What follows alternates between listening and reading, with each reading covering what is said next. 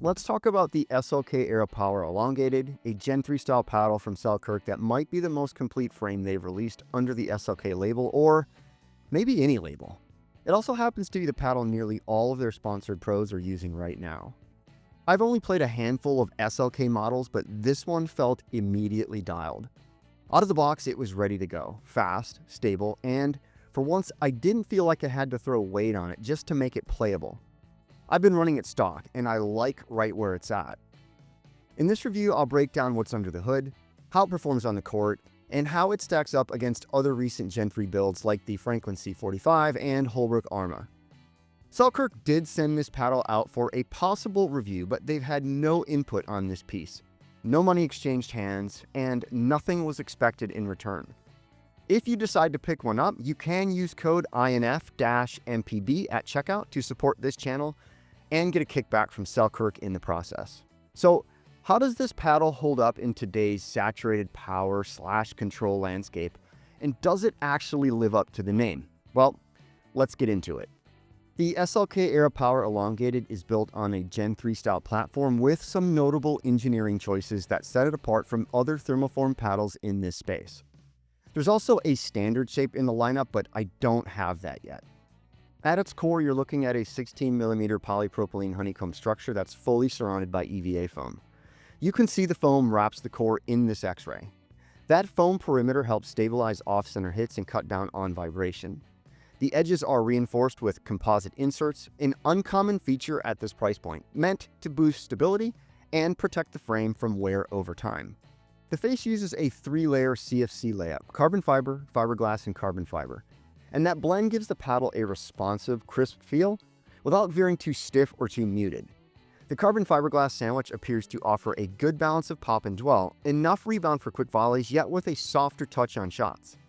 Texture-wise, you're getting a coarse peel-ply finish designed to grip the ball and generate spin. The paddle surface is not overly gritty, it's standard level grit. Now, Selkirk says this paddle is made in a facility with a full-time quality control manager checking paddles and processes before each build.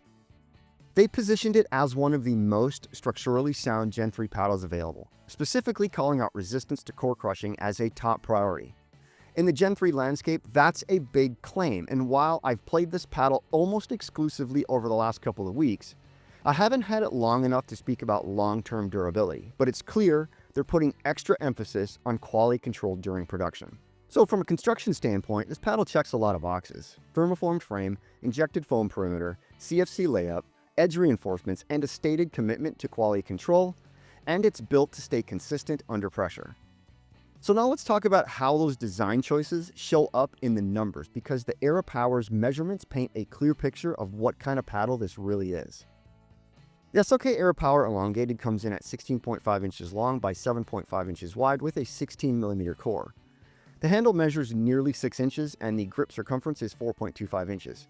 Pretty standard sizing for players who like a bit of reach without going full XL on the grip. The static weight on my unit is 8.17 ounces with a swing weight of 119.2 and a twist weight of 6.4. That swing weight puts it in the upper middle range, not sluggish, but definitely not ultra fast, and about 2 points higher than I'd prefer to start with an elongated paddle. It offers just enough heft to feel stable through contact without dragging you down in hands battles. Twist weight is slightly below average, which means the paddle plays best when you stay behind the sweet spot. Off-center contact is still playable, but not ultra forgiving. Balance point measured 24.1 centimeters, which contributes to that in-hand stability. It's not head-heavy, but there's enough mass above the grip to give you drive potential without needing to add tape. Performance-wise, serve speed clocked in at 55.2 miles per hour, punch volleys at 36.1 miles per hour, and spin at 2,155 RPM. None of those are top-tier numbers, but they're consistent, and the overall blend plays true to spec. You get solid all-court power without any glaring weaknesses, which is exactly what this paddle seems designed for. Now, will that power profile evolve? Maybe. But I'd like to think that 2 weeks would be enough for that to happen, but mine hasn't moved at all yet. So I think that's a good sign for longer-term durability. This paddle might say power on the label, but on court it plays more like a well-balanced all-court frame. You get enough pop to finish when the opportunity's there, but it's not a traditional power paddle. The firepower score came in at 43, low for any category, but that doesn't tell the whole story. It leans towards the power side of all court, offering controlled drive potential without sacrificing feel. It accelerates well, doesn't feel sluggish, and gives you enough punch to end points. Just not the kind of raw pace that overwhelms defenders on its own. Punch volleys came in at 36.1 miles per hour, which puts it right around the 40th percentile in my database. That's not slow, but it does tell you this paddle is tuned more for versatility than raw speed. The upside is that it plays predictably. You don't get that trampoline rebound that can throw off your resets. Instead, there's a clean pop off the face that gives you a good sense of where the ball's going. You feel connected to the shot, especially at the net. Spin measured 2,155 RPM, which is slightly above average. It's not elite, but it's consistent. There's enough grip from the peel-ply surface and dwell to shape topspin drives, rolls, and drip thirds when you need them, but it doesn't bite aggressively, so you'll need to be more intentional with your mechanics on spin-heavy shots. Where this paddle stood up most was in transition. The 119.2 swing weight is on the heavier side, so it doesn't fly through hand battles, but it does keep the paddle stable through contact. Paired with the 6.4 twist weight, reinforced edge, EVA foam perimeter, the frame holds its line during quick exchanges and doesn't flutter when you're stretched or scrambling to reset.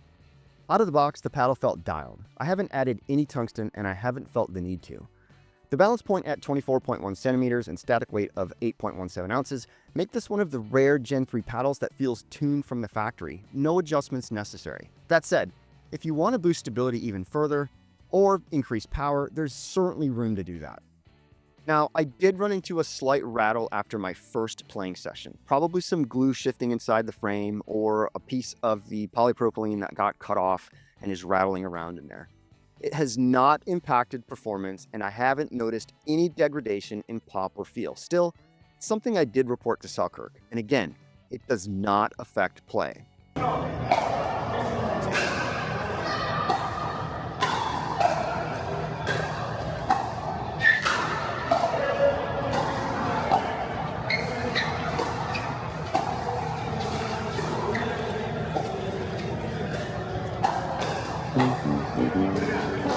The ERA Power Elongated uses a fairly standard elongated mold, 16.5 inches long by 7.5 inches wide, with a nearly 6-inch handle.